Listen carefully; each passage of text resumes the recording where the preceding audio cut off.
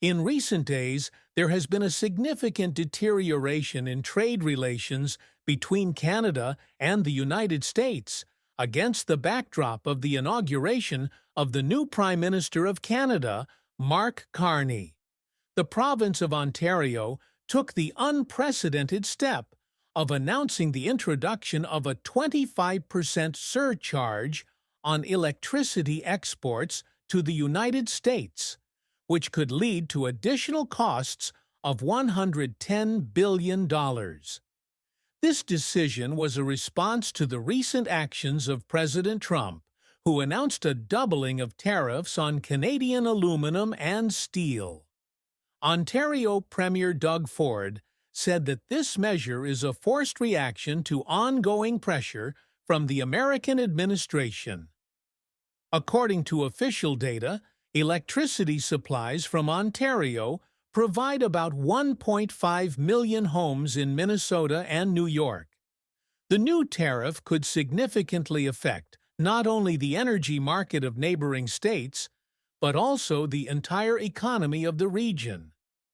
An expert from the province said that such an aggravation of trade relations is happening at a critical moment when the new Prime Minister, Mark Carney, has just begun to formulate his policy. The situation is reminiscent of the trade standoff between Russia and the former Fraternal Republic, when economic levers were used as an instrument of political pressure. Canadian authorities emphasize that they are ready for further tariff increases in the event of escalation, with the U.S. RON funds changes in Canada's domestic and foreign policy under the leadership of the new Prime Minister. Of particular concern is the uncertainty associated with daily threats of new tariffs from President Trump. The situation is developing dynamically, and much will depend on the ability of the new Canadian leadership to find a balance between protecting national interests and maintaining a constructive dialogue with its southern neighbor. This trade conflict could have consequences for the entire North American region, affecting not only the energy sector, but also other areas of economic cooperation between the two countries. In the spotlight today is the escalation of the trade war between Canada and the United States, where the province of Ontario is introducing significant retaliatory measures to President Trump's tariffs. Ontario Premier Doug Ford announced a surcharge on electricity exports to the United States, leading to additional costs for American consumers of approximately $100 per month. This decision will bring the province from $300 to $400 million in daily funds that are planned to be used to reduce electricity bills for Ontario residents. I am truly sorry for the American people, because they did not start this trade war. Only one person is responsible for it: President Trump, said Ford.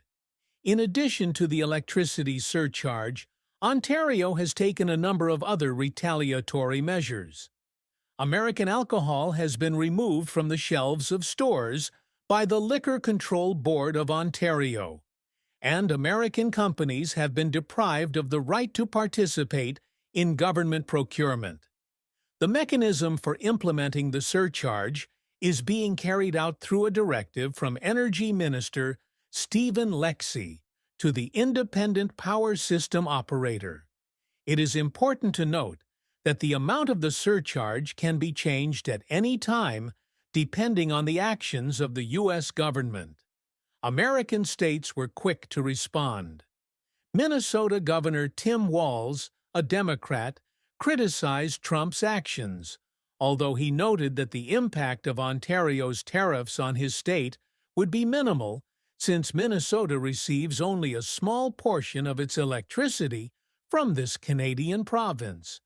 The two strongest, richest, and safest nations in the world must build relationships on their strengths and not on their weaknesses, said Ford, who met with the governors of 3 states to discuss the situation.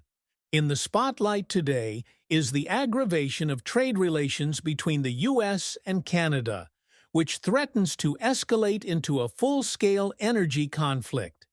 The Public Utilities Commission of Michigan has serious concerns about grid reliability. A MetaHealth spokesman said that while the impact on Michigan consumers will be minimal, disruption to cross-border power flows could leave the entire North American power grid vulnerable. In New York, Governor Kathy Hochul has ordered a review of the impact of tariffs on electricity costs. She has sharply criticized federal tariffs, calling them poorly designed, opaque, and destabilizing for capital markets. Donald Trump has responded harshly to Ontario's decision, calling Canada a tariff abuser. He said the U.S. no longer needs Canada's resources and will stop subsidizing Canada, threatening retaliation starting April 2nd. Premier Ford has proposed cutting hydroelectric generation and urged other provinces, especially Alberta, to use their energy resources as leverage. He has approached Premier Danielle Smith with a proposal to impose an export tax on oil, which could send U.S. gasoline prices up by 90 cents to $1 per gallon. Oh, you want to talk about a Trump card? That's it. An instant game changer. Americans will lose their minds when gas prices soar, said Ford. However, Premier Smith has flatly rejected the proposal, calling it ridiculous. The situation continues to escalate, reminding experts of the Cold War-era trade wars. We will continue to follow developments. In the spotlight today are the fateful changes in Canadian politics and the aggravation of trade relations between Canada and the United States. Mark Carney, the former head of the Bank of Canada and the Bank of England, won a landslide victory in the Liberal Party leadership election with 86% of the vote. Carney takes over at a highly charged moment as White House actions create chaos in the global economy. The Trump administration continues its aggressive trade policy by imposing tariffs on most Canadian and Mexican goods.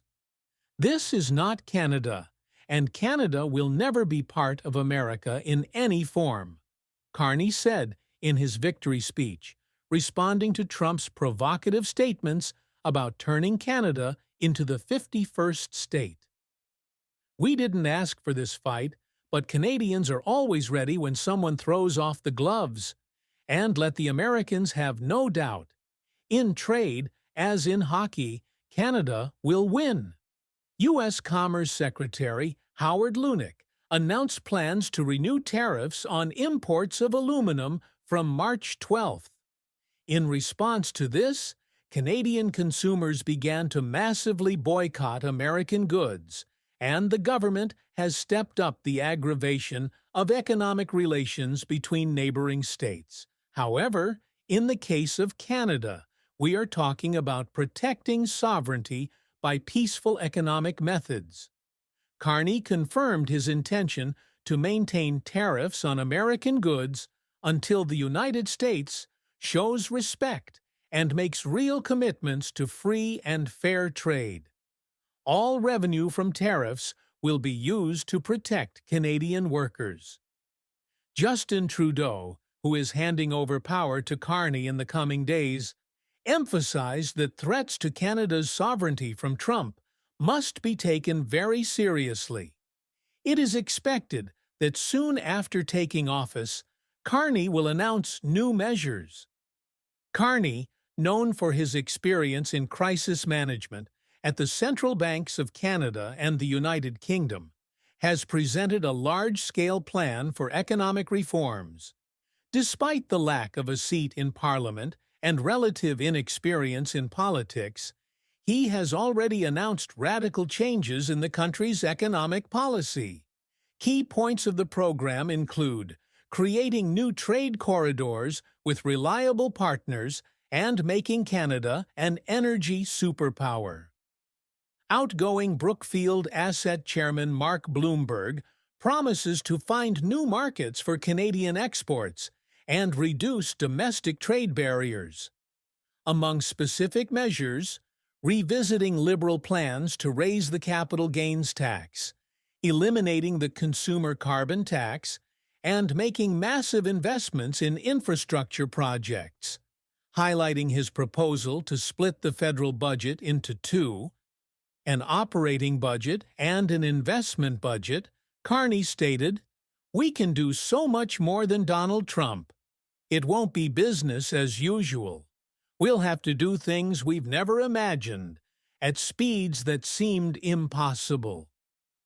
The political situation remains tense. The Liberal Party faces the risk of leaving the country with a caretaker government in the midst of a trade war or trying to govern longer with opposition support. As Trudeau resigns and Carney is appointed amid threats from Trump, the Liberals' approval ratings rise, narrowing the gap with the Conservatives that has persisted for more than a year. Conservatives have been campaigning hard against Carney for weeks. Stay with us for further developments and their impact on the world economy. Subscribe to our channel.